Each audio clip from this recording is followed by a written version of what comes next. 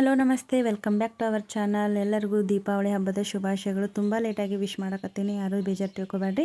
ನಮ್ಮ ಮನೆಯೊಳಗೆ ನಾನು ಯಾವ ರೀತಿಯಾಗಿ ಈ ಹಬ್ಬವನ್ನು ಮಾಡ್ತೀನಪ್ಪ ಅಂತಂದ್ರೆ ದೀಪಾವಳಿನ ಈ ರೀತಿಯಾಗಿ ನಿಮಗೆ ಕಾಣಕತ್ತೈತೆ. ಅದನ್ನೇನು ಎಕ್ಸ್ಪ್ಲೇನ್ ಮಾಡೋ ಅವಶ್ಯಕತೆ ಇಲ್ಲ. ಸಿಂಪಲ್ಲಾಗಿ ಒಂದು ಚರಿಗೆ ಇಟ್ಟು ಹೊರಗಡೆ ಈ ರೀತಿಯಾಗಿ ನಾವು ಡೆಕೋರೇಷನನ್ನು ಮಾಡಿ, ಪೂಜೆ ಮಾಡಿ, ಊಟ ಮಾಡಿ, ಸಿಹಿಯನ್ನು ಮಾಡಿ ಊಟವನ್ನು ಮಾಡ್ತೀವಿ, ಪಟಾಕಿ ಹೊಡಿತೀವಿ. ಈ ರೀತಿಯಾಗಿರೋ ಡೆಕೋರೇಷನ್, ಹೂವಿನ ಡೆಕೋರೇಷನ್ ಮಾಡಿ ಅದ್ರ ಸುತ್ತಲೂ ಏನು ಮಾಡ್ತೀವಪ್ಪ ಅಂತಂದ್ರೆ ದೀಪಗಳನ್ನು ಹಚ್ಚಿ, ಆಮೇಲೆ ಒಂದು ತಟ್ಟೆ ಒಳಗೆ ಹೂಗಳನ್ನು ಹಾಕಿ ಅದರಲ್ಲೂ ಕೂಡ ಒಂದು ದೀಪಗಳನ್ನು ಹಚ್ಚಿ ದೇವರಿಗೆ ದೀಪವನ್ನು ಬೆಳಗ್ತೀವಿ. ಹೊರಗಡೆ ಬಾಗಿಲಿಗೆ ಮತ್ತು ಹೊರಗಡೆ ಈ ರೀತಿಯಾಗಿರುವಂಥ ದೇವರ ಒಂದು ಗುಣ ಐತಿ ನಮ್ಮ ಮನೆಯೊಳಗೆ. ಅದಕ್ಕೂ ಕೂಡ ನಾವೇನು ಮಾಡ್ತೀವಿ ಅಂದರೆ ಪೂಜೆ ಮಾಡ್ತೀವಿ, ದೀಪ ಹಚ್ತೀವಿ. ಈ ರೀತಿಯಾಗಿರೋ ಡೆಕೋರೇಷನ್ನ ತುಂಬ ಚೆನ್ನಾಗಿ ಕಾಣುತ್ತೆ. ನೀವು ಕೂಡ ಮನೆಯೊಳಗೆ ಮಾಡ್ಬೋದು ಹೂಗಳನ್ನು ತರಿಸಿ. ನಾನು ಏನಪ್ಪ ಅಂತಂದರೆ ಇಲ್ಲಿ ಸಿಂಪಲ್ಲಾಗಿ ರೆಡಿಯಾಗಿದ್ದೆ. ಪ್ರತಿ ವರ್ಷಕ್ಕೂ ಇದೇ ರೀತಿ ಸಿಂಪಲ್ಲಾಗಿ ರೆಡಿ ಆಗೋದು ನಾನು.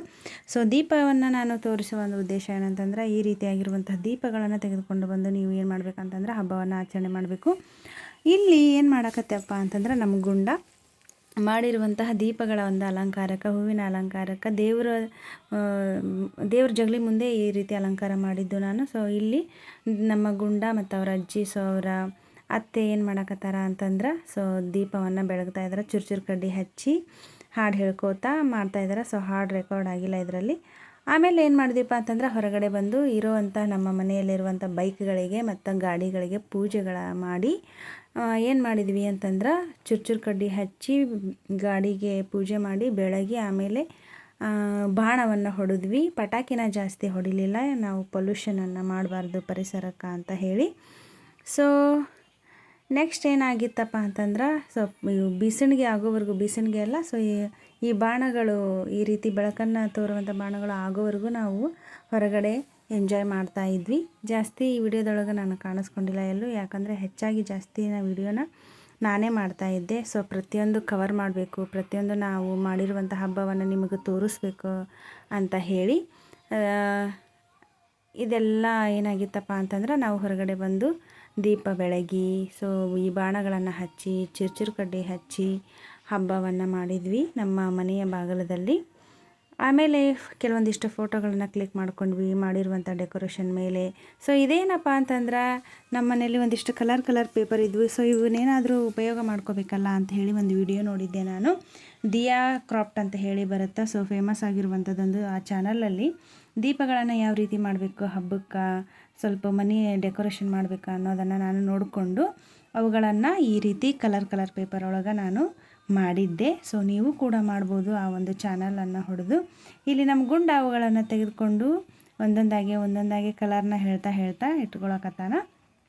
ಕೊನೆಯದಾಗಿ ಏನು ಹೇಳೋಕ್ಕೆ ಇಷ್ಟಪಡ್ತೀನಿ ಅಂತಂದ್ರೆ, ನಿಮಗೆ ಈ ವಿಡಿಯೋ ಇಷ್ಟ ಆಗಿತ್ತಪ್ಪ ಅಂತಂದ್ರೆ ನನ್ನ ಚಾನಲ್ನ ಸಬ್ಸ್ಕ್ರೈಬ್ ಮಾಡಿ ಮತ್ತು ಈ ಒಂದು ವಿಡಿಯೋಕ್ಕೆ ಲೈಕ್ ಮಾಡಿ. ನಾ ಮಾಡುವಂತಹ ಪ್ರತಿಯೊಂದು ವಿಡಿಯೋಕ್ಕೆ ನೀವು ಲೈಕ್ ಮಾಡಿ ಸಬ್ಸ್ಕ್ರೈಬ್ ಮಾಡಿದ್ರೆ ತುಂಬ ಇಷ್ಟ ಆಗುತ್ತೆ ನಮಗೂ ಕೂಡ. ಧನ್ಯವಾದಗಳೊಂದಿಗೆ ನಾನು ನಿಮ್ಮ ಮನಸ. ಧನ್ಯವಾದ. ಈ ಫೋಟೋಸ್ ಎಲ್ಲ ಯಾವ ಹಬ್ಬದ್ದಪ್ಪ ಅಂತಂದರೆ, ಯಾವ ವರ್ಷದ ದೀಪಾವಳಿ ಅಂತಂದರೆ 2023ರ ದೀಪಾವಳಿ ಇದು. ನನ್ನ ಮಗ ಹುಟ್ಟಿ 1 ವರ್ಷ ಆಗಿತ್ತು ಈ ದೀಪಾವಳಿಗೆ.